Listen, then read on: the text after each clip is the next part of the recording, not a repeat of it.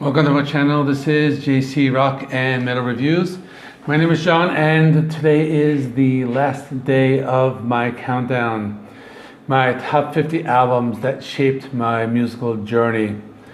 But before I begin, if you haven't subscribed, please subscribe. I do rock and metal reviews, rankings, and more. So, counting down 5 to 1, which is the name of a song that's going to appear on one of the albums on this list. Spoiler alert. So let's not waste any more time. So coming in number 5 is Alice Cooper with Love It to Death. This is pretty much my introduction to that early Alice Cooper band. I remember I was 18 years old, and that age is kind of important in my story because I was visiting my grandmother's house, and she kind of lived on a side road which was right near a long retail strip. And I remember I left her house, I walked to the corner, and there was this record store. It was like a mom and pop shop, and I'm just flipping through the CDs, and I'm looking through the Alice Cooper albums, and they had a bunch of them. I don't remember exactly which ones, but for some reason or another, it was just this cover of Love It to Death that just made me want to buy it. And I bought this album, took it back, popped it in the CD player, started listening to it. And the song that caught my attention was the song I'm 18, because I was 18 years old at the time. And this album came out in 1971, so I'm thinking, oh, so wow, it's pretty cool. I'm 18. This album is exactly 18 years old. And listening to the lyrics, saying things like, I'm a boy and I'm a man, I'm in the middle without any plan, and all that, listening to these lyrics, and it kind of I related to it. So this is one of the first times an album spoke to me. But this I really like this album. I listened to this all over and over again. My favorites are Black Juju. That's very psychedelic, very Alice Cooper, and Ballad of Dwight Fry. That one they always play live. That's another one. This is a great album. Maybe the last track of Sunrise is okay, but otherwise, awesome album. Coming in at number 4 is The Doors with Waiting for the Sun. So when I was a kid, 8 or 9 years old, we had pretty much all of the Morrison albums, all the first 6 Doors albums. But this was the one that I don't know, I was always drawn to it. I don't know if it was the cover or the songs, but I really like this album. I guess it's a little more psychedelic. I listened to it again today, and it's a really great album because it starts out with Hello, I Love You. I really like that kind of electric riff in the beginning, Love Street. Pretty cool song with a piano on it. My favorite, pretty much my all-time favorite, is Not to Touch the Earth. That was just such a crazy song with the piano, and it's very creepy. I remember as a kid, it kind of scared me at the end when you hear Jim Morrison. It's I am the Lizard King, I can do anything, and then you hear the piano go ding. That was so cool. But just that riff, and it's just this, the piano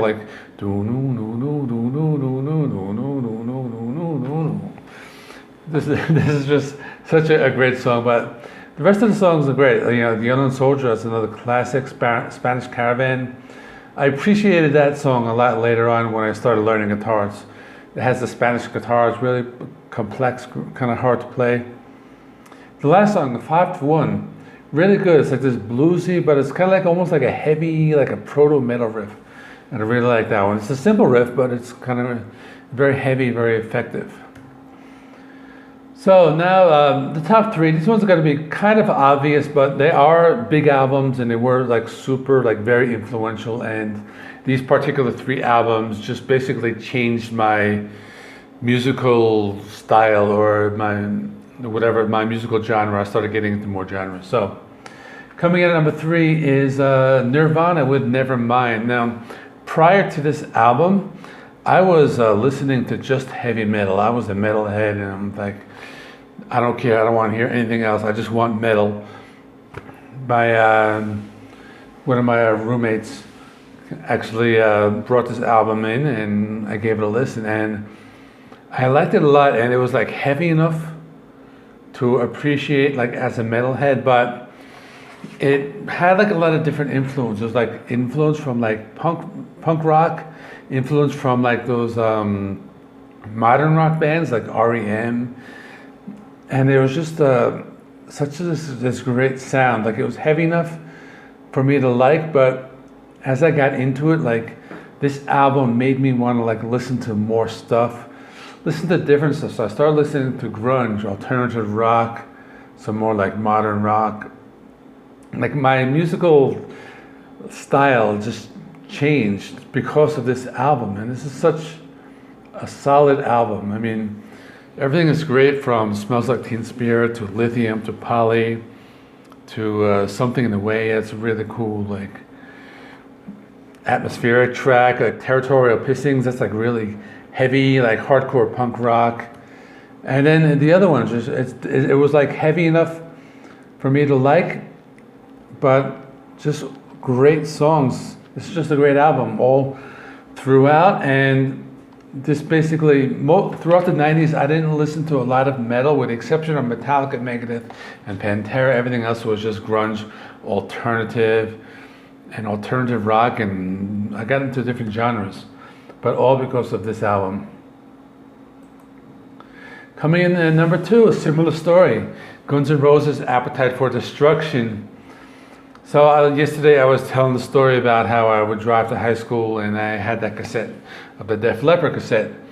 Now, this one, the same thing. I had it in my car. I kept it in my car like 3 or 4 months, driving back and forth to high school.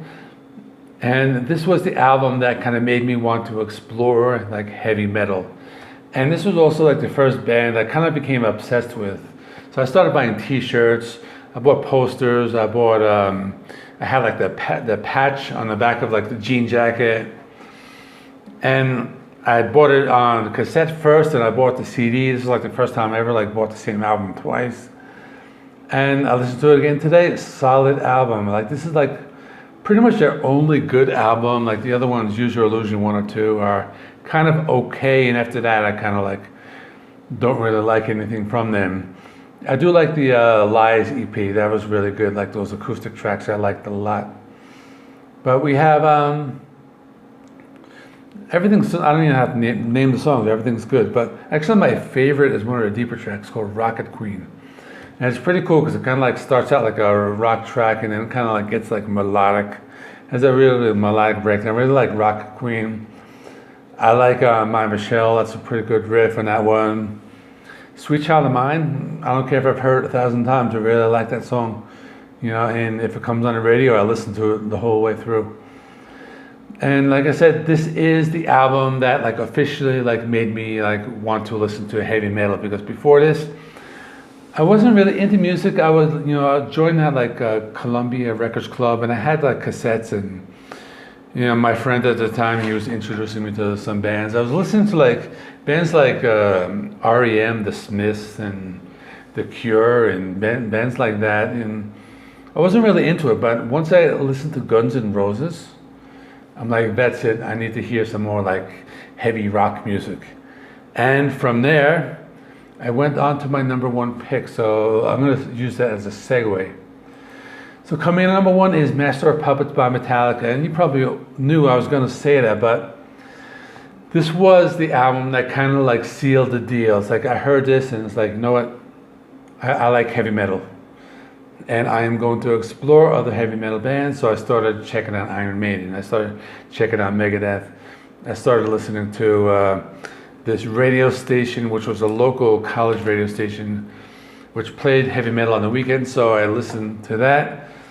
Or during the week, I learned about new bands. I'd watch Headbangers Ball. I learned about new bands.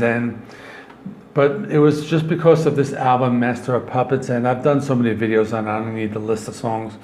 You all know about it, but this was the album that really made me a metalhead and just made the music. So it was basically these last 3 albums, Nirvana, Guns N' Roses, and Metallica, which were the 3 albums that basically formed the basis of what I love about music and my musical style.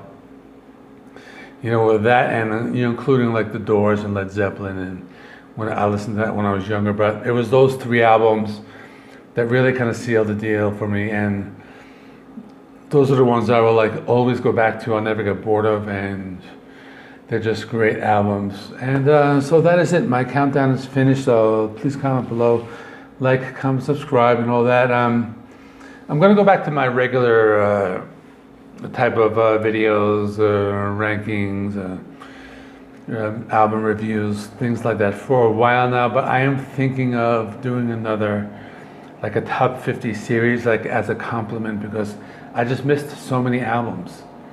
So I'm going to do like another top 50, maybe like in July. But I'll do it like a little later on, because there's basically like so many albums that I didn't mention, and I can easily make another 50. So I'm going to do something with a slightly different format.